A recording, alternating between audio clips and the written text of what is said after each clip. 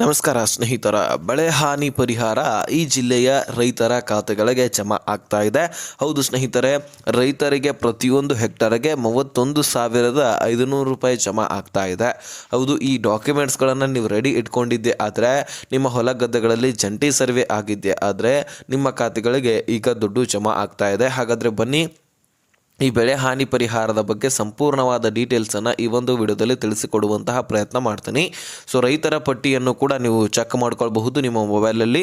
ಅದು ಏನು ಅನ್ನುವಂಥದ್ದನ್ನು ಕೂಡ ಎಲ್ಲವೂ ಕೂಡ ಈ ಒಂದು ವಿಡಿಯೋದಲ್ಲಿ ನೋಡೋಣ. ಸ್ನೇಹಿತರ ಜೊತೆಗೆ ಈಗಾಗಲೇ ಫಸಲ್ ಬಿಮಾ ಯೋಜನೆಯಲ್ಲಿ ಫಲಾನುಭವಿಗಳಿಗೆ ದುಡ್ಡು ಒಂದೊಂದು ಸರಿ ಜಮಾ ಆಗಿದೆ, ಒಂದೊಂದು ಕಡೆ ಜಮಾ ಆಗಿಲ್ಲ. ಇದ್ರ ಬಗ್ಗೆನೂ ಕೂಡ ಒಂದು ಸ್ವಲ್ಪ ಧೋರಣೆಗಳು ಉಂಟಾಗ್ತಾ ಇದೆ. ಸೊ ಹಾಗಾದರೆ ಇದ್ರ ಬಗ್ಗೆ ಕ್ಲಾರಿಫಿಕೇಷನ್ ನಿಮಗೆ ಸಿಕ್ಕಿಲ್ಲ ಅಂದರೆ ಈ ಒಂದು ವಿಡಿಯೋನ ಕೊನೆವರೆಗೂ ವಾಚ್ ಮಾಡಿ. ಫಸಲ್ ಬಿಮಾ ಯೋಜನೆಯಲ್ಲಿ ನೀವು ಕೂಡ ಫಲಾನುಭವಿಗಳಿದ್ದು ನಿಮ್ಮ ಖಾತೆಗಳಿಗೆ ದುಡ್ಡು ಬಂದಿದೆಯಾ ಇಲ್ವೋ ಅನ್ನುವಂಥದ್ದನ್ನು ಈ ಒಂದು ವಿಡಿಯೋದಲ್ಲಿ ಚರ್ಚೆ ಮಾಡೋಣ. ಸ್ನೇಹಿತರೆ, ಆದಷ್ಟು ಕೊನೆವರೆಗೂ ವಾಚ್ ಮಾಡೋದ್ರ ಜೊತೆಗೆ ಚಾನಲ್ಗೆ ಸಬ್ಸ್ಕ್ರೈಬ್ ಮಾಡಿಲ್ಲ ಅಂದರೆ ಬೇಗನೆ ಸಬ್ಸ್ಕ್ರೈಬ್ ಮಾಡಿಕೊಂಡು ನೋಟಿಫಿಕೇಷನ್ ಆಲ್ ಅಂತ ಸೆಟ್ ಮಾಡ್ಕೊಳ್ಳಿ. ಸ್ನೇಹಿತರೆ, ಬೆಳೆ ಹಾನಿ ಪರಿಹಾರದಲ್ಲಿ ನಿಮ್ಮ ಖಾತೆಗಳಿಗೆ ಒಟ್ಟಾರೆಯಾಗಿ ಈಗ ರಾಜ್ಯ ಸರ್ಕಾರದಿಂದ ದುಡ್ಡು ಬರ್ತಾ ಇದೆ. ಈ ಹಿಂದೆ ಒಂದು ತಿಂಗಳ ಹಿಂದೆ ಫಸಲ್ ಬಿಮಾ ಯೋಜನೆಯಲ್ಲಿ ಕೇಂದ್ರ ಸರ್ಕಾರದಿಂದನೂ ಕೂಡ ದುಡ್ಡು ರಿಲೀಸ್ ಆಗಿತ್ತು. ಎಷ್ಟಪ್ಪ ಅಂದರೆ 1,449 ಕೋಟಿಯಷ್ಟು ಫಂಡನ್ನು ಇಲ್ಲಿ ಹಣಕಾಸು ಇಲಾಖೆ ಅಂದರೆ ಕೇಂದ್ರ ಹಣಕಾಸು ಇಲಾಖೆ ರಿಲೀಸ್ ಮಾಡಿತ್ತು ರಾಜ್ಯ ಸರ್ಕಾರಕ್ಕೆ. ಸೊ ಇಲ್ಲಿಂದ ನಿಮಗೆ ಕೇಂದ್ರ ಸರ್ಕಾರದಿಂದ ನಿಮ್ಮೆಲ್ಲರ ಖಾತೆಗಳಿಗೆ ದುಡ್ಡನ್ನು ಜಮೆ ಮಾಡಲಾಗ್ತಾ ಇತ್ತು. ಅದರಲ್ಲಿ ಭತ್ತ ಬೆಳೆದವರಿಗೆ, ರಾಗಿ ಬೆಳೆದವರಿಗೆ, ಮೆಕ್ಕೆಜೋಳ ಬೆಳೆದವರಿಗೆ, ಸೋಯಾಬೀನ್ ಬೆಳೆದವರಿಗೆ, ನೆಲಗಡಲೆ ಸೇರಿದಂತೆ ಇನ್ನು ಹಲವಾರು ಬೆಳೆಗಳನ್ನು ಬೆಳೆದಿರ್ತಕ್ಕಂತಹ ರೈತರ ಖಾತೆಗಳಿಗೆ ಈ ದುಡ್ಡನ್ನು ಜಮೆ ಮಾಡಲಾಗಿತ್ತು. ಸೊ ಬಹಳಷ್ಟು ರೈತರು ಫಸಲ್ ಬಿಮಾ ಯೋಜನೆಯಲ್ಲಿ ನಮ್ಮ ರಾಜ್ಯದಲ್ಲಿ ಕೂಡ ಫಲಾನುಭವಿಗಳಿದ್ದಾರೆ. ಸೊ ಹಾಗಾಗಿ ಅವರ ಖಾತೆಗಳಿಗೆ ಜಿಲ್ಲಾ ವೈಸು ದುಡ್ಡನ್ನು ರಿಲೀಸ್ ಮಾಡಲಾಗಿತ್ತು. ಅಂದರೆ ಕಲಬುರಗಿಗೆ 656 ಕೋಟಿ ರಿಲೀಸ್ ಆಗಿತ್ತು, ಹೈಯೆಸ್ಟ್ ಇದು. ಜೊತೆಗೆ ಸೆಕೆಂಡ್ ಹೈಯೆಸ್ಟ್ ಗದಗಕ್ಕೆ 242 ಕೋಟಿ, ಯಾಕಂದರೆ ಅಲ್ಲಿ ಅಷ್ಟೊಂದು ರೈತರಿದ್ದಾರೆ. ಇನ್ನು ಹಾವೇರಿಯಲ್ಲಿ 95 ಕೋಟಿ, ವಿಜಯಪುರದಲ್ಲಿ 97 ಕೋಟಿ, ಧಾರವಾಡಕ್ಕೆ 23 ಕೋಟಿ, ಅದೇ ರೀತಿಯಾಗಿ ಬೆಂಗಳೂರು ಗ್ರಾಮಾಂತರಕ್ಕೆ 73 ಲಕ್ಷ, ದಕ್ಷಿಣ ಕನ್ನಡಕ್ಕೆ 2,40,000, ಉತ್ತರ ಕನ್ನಡಕ್ಕೆ 1 ಕೋಟಿ, ಚಿಕ್ಕಬಳ್ಳಾಪುರಕ್ಕೆ 38 ಕೋಟಿ, ಉಡುಪಿಗೆ 3 ಲಕ್ಷ, ಚಿಕ್ಕಮಗಳೂರಿಗೆ 48 ಲಕ್ಷ, ಚಿತ್ರದುರ್ಗಕ್ಕೆ 30 ಕೋಟಿ, ದಾವಣಗೆರೆಗೆ 44 ಕೋಟಿ, ಹಾಸನಕ್ಕೆ 26 ಕೋಟಿ, ಕೊಡಗಕ್ಕೆ 23 ಕೋಟಿ, ಕೋಲಾರಕ್ಕೆ 1 ಕೋಟಿ, ರಾಮನಗರಕ್ಕೆ 2 ಕೋಟಿ, ಶಿವಮೊಗ್ಗಗೆ 13 ಕೋಟಿ. ಈ ರೀತಿ ಜಿಲ್ಲಾವಾರು ಇಷ್ಟು ದುಡ್ಡನ್ನು ರಿಲೀಸ್ ಮಾಡಲಾಗಿತ್ತು. ಸುಮಾರು 1,449 ಕೋಟಿಯಷ್ಟು ಫಂಡನ್ನು ರಿಲೀಸ್ ಮಾಡಲಾಗಿತ್ತು. ಇದರ ಒಳಗೆ ಮೋಸ ಆಗಿದೆ ಅಂತೂ ಕೂಡ ಹೇಳಲಾಗ್ತಾ ಇದೆ. ಯಾಕೆಂದರೆ ರಾಜ್ಯ ಸರ್ಕಾರದಿಂದ ಸರಿಯಾಗಿ ದುಡ್ಡು ರೈತರ ಖಾತೆಗಳಿಗೆ ಹೋಗಿಲ್ಲವಂತೆ. ಇದನ್ನು ಕೂಡ ಸರಿಯಾಗಿ ರೈತರಿಗೆ ದುಡ್ಡು ಹೋಗದ ಹಾಗೆ ನೋಡ್ಕೊಂಡಿದ್ದಾರಂತೆ. ಈಗ ಕೇಂದ್ರ ಸರ್ಕಾರದ ಯಾವುದೇ ಯೋಜನೆ ಇದ್ದರೂ ಸಹಿತ ರಾಜ್ಯ ಸರ್ಕಾರ ಅದನ್ನು ತಡೆ ಹಿಡಿಲಿಕ್ಕೆ ನೋಡುತ್ತೆ. ಈಗಾಗಲೇ ಜನ್ ಔಷಧಿ ಕೇಂದ್ರ ಕೂಡ ನಮ್ಮ ರಾಜ್ಯದಲ್ಲಿ ಇದ್ವು. ಆ ರಾಜ್ಯ ಸರ್ಕಾರ ಏನು ಮಾಡಿದ್ವು, ಜನ್ ಔಷಧಿ ಕೇಂದ್ರವನ್ನು ಸಂಪೂರ್ಣವಾಗಿ ತೆಗೆದಾಕ್ಬಿಟ್ವು ನಮ್ಮ ರಾಜ್ಯದಲ್ಲಿ. ಈಗಾಗಲೇ ಒಂದು ಹೇಳಿಕೆ ಕೂಡ ನಿಮಗೆ ಕೇಳಿ ಬಂದಿರಬಹುದು. ನಮ್ಮ ಬೇರೆ ಚಾನಲ್ನಲ್ಲಿ ಕೂಡ ನಿಮಗೆ ಮಾಹಿತಿಯನ್ನು ಒದಗಿಸಿ ಕೊಡ್ತಾ ಇದ್ದೀವಿ. ಅದರ ಬಗ್ಗೆ ಡೀಟೇಲ್ಸನ್ನು ಕೊಟ್ಟಿದ್ದೀವಿ. ಅದು ಏನಪ್ಪ ಅಂದರೆ ಸ್ನೇಹಿತರೆ, ಈಗಾಗಲೇ ಗಾಂಧಿ ಎನ್ನುವಂತಹ ಗಾಂಧೀಜಿಯವರ ಫೋಟೋವನ್ನು ಹಿಡ್ಕೊಂಡು ಲೋಕಸಭಾ ಸುತ್ತಮುತ್ತ ಪ್ರತಿಭಟನೆಯನ್ನು ಮಾಡ್ತಾ ಇರುವಂಥದ್ದು. ಈಗಾಗಲೇ ಮನ್ರೇಗಾ ಅನ್ನುವಂತಹ ಯೋಜನೆಯನ್ನು 2009ರಲ್ಲಿ UPS ಸರ್ಕಾರ ಕೇಂದ್ರದಲ್ಲಿ ಆಡಳಿತ ಮಾಡುವಾಗ ಅದನ್ನು ಜಾರಿ ತಂದಿತ್ತು. ಅದು ಮಹಾತ್ಮ ಗಾಂಧಿ ಗ್ರಾಮೀಣ ರೋಜ್ಗಾರ್ ಗ್ಯಾರಂಟಿ ಯೋಜನೆ ಅಂತ ಇತ್ತು. ಅದರ ಹೆಸರನ್ನು ಈಗ ಬದಲಾಯಿಸಲಾಗಿದೆ. ಹೌದು, VBG ರಾಮ್ಜಿ ಎನ್ನುವಂತಹ ಹೆಸರಿನಲ್ಲಿ ಈ ಒಂದು ಯೋಜನೆಯನ್ನು ಬದಲಾಯಿಸಿ ಕೇಂದ್ರ ಸರ್ಕಾರ ಈಗ ಅದರಲ್ಲಿ ಹೆಚ್ಚುವರಿ ಸೌಲಭ್ಯಗಳನ್ನು ಕೊಡುವಂತಹ ಕೆಲಸ ಮಾಡ್ತಾ ಇದೆ. ಅಂದರೆ ಈ ಯೋಜನೆಯ ಮುಖಾಂತರ ಪ್ರತಿಯೊಬ್ಬ ಗ್ರಾಮೀಣ ಭಾಗದಲ್ಲಿ ಯಾರು ನಿರುದ್ಯೋಗಿಗಳಿರ್ತಾರೋ ಅವರಿಗೆ ಉದ್ಯೋಗ ಅವಕಾಶವನ್ನು ಕಲ್ಪಿಸಿಕೊಡುವಂತಹ ಒಂದು ಯೋಜನೆ ಇದು. ಸೊ ಇದರಲ್ಲಿ ಬರೀ ಕೇಂದ್ರ ಸರ್ಕಾರದ ಕೈವಾಡ ಮಾತ್ರ ಇತ್ತು. ಸೊ ಆದರೆ ಕೇಂದ್ರ ಸರ್ಕಾರದ ಕೈವಾಡ ಬರೀ ಇರೋದರಿಂದ ರಾಜ್ಯ ಸರ್ಕಾರಗಳು ಇದರಿಂದ ಹೆಚ್ಚಿನ ಒಂದು ಗಮನವನ್ನು ಹರಿಸ್ತಾ ಇಲ್ಲ. ಹಾಗಾಗಿ ಇದರಲ್ಲಿ ಹೂಡಿಕೆಯನ್ನು 60% ಕೇಂದ್ರ ಸರ್ಕಾರ ಮಾಡಿದ್ರೆ 40% ರಾಜ್ಯ ಸರ್ಕಾರಗಳು ಮಾಡಬೇಕು.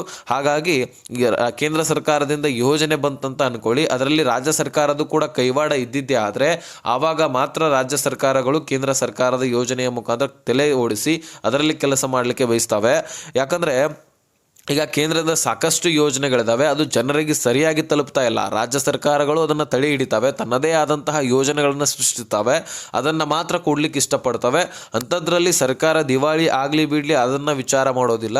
ಒಂದೊಂದು ಸಾರಿ ಕೊಡೋದು, ಒಂದೊಂದು ಸಾರಿ ಪೆಂಡಿಂಗ್ ಉಳಿಸೋದು, ಇದು ಗೊತ್ತಲ್ವ ನಿಮಗೆ, ಇನ್ನೇನು ಹೇಳಬೇಕಾಗಿರುವಂಥ ಅವಶ್ಯಕತೆ ಇಲ್ಲ. ಹಾಗೆ ಬೆಳೆ ಹಾನಿ ಪರಿಹಾರದಲ್ಲಿ ಕೂಡ ಫಸಲ್ ಬಿಮಾ ಯೋಜನೆಯಲ್ಲಿ ಕೂಡ ಆಗಿದೆ ಅಂತೆ. ಯಾರಿಗೆ ಜಮಾ ಆಗಿದೆ, ಯಾರಿಗೆ ಜಮಾ ಆಗಿಲ್ಲ ಅನ್ನುವಂಥದ್ದೇ ಗೊತ್ತಾಗಿಲ್ಲ ಸರಿಯಾಗಿ. ಹಾಗಾಗಿ ನೀವು ಕೂಡ ಫಸಲ್ ಬಿಮಾ ಯೋಜನೆಯಲ್ಲಿ ಫಲಾನುಭವಿಗಳಿದ್ರೆ ಕಮೆಂಟ್ ಮಾಡಿ ತಿಳಿಸೋದನ್ನು ಮರಿಬೇಡಿ. ದಯಮಾಡಿ ಕಮೆಂಟ್ ಮಾಡಿ, ನಮಗೂ ಕೂಡ ಕ್ಲಾರಿಟಿ ಸಿಗುತ್ತೆ ಸ್ನೇಹಿತರೆ. ಇನ್ನು ಈ ರಾಜ್ಯ ಸರ್ಕಾರದಿಂದ ಬಂದಿರತಕ್ಕಂತಹ ಬೆಳೆ ಹಾನಿ ಪರಿಹಾರದ ಬಗ್ಗೆ ನಾವು ನೋಡೋದಾದರೆ, ಇಲ್ಲಾದರೂ ಕೊಡ್ತಾರಾ ಅನ್ನುವಂತಹ ಭರವಸೆಯನ್ನು ರೈತರು ಕಾಯ್ತಾ ಕುಂತಿದ್ದಾರೆ. ಇನ್ಶೂರೆನ್ಸ್ ಮಾಡಿಸಿ ಅಥವಾ ಮಾಡಿಸದೇ ಇರಿ, ನಾವು ದುಡ್ಡನ್ನು ಕೊಡ್ತೀವಿ ಅಂತ ಸ್ವತಃ CM ಸಿದ್ದರಾಮಯ್ಯನವರೇ ಘೋಷಣೆ ಮಾಡಿದ್ದಾರೆ. ಇದರಲ್ಲಿ ಎರಡು ಸಂಶಯನೇ ಬೇಡ. ಯಾಕಂದರೆ ಸ್ವತಃ CM ಅವರೇ ಮಾಧ್ಯಮದಲ್ಲಿ ಹಂಚಿಕೊಂಡಿರ್ತಕ್ಕಂತಹ ವಿಚಾರ ಇದು.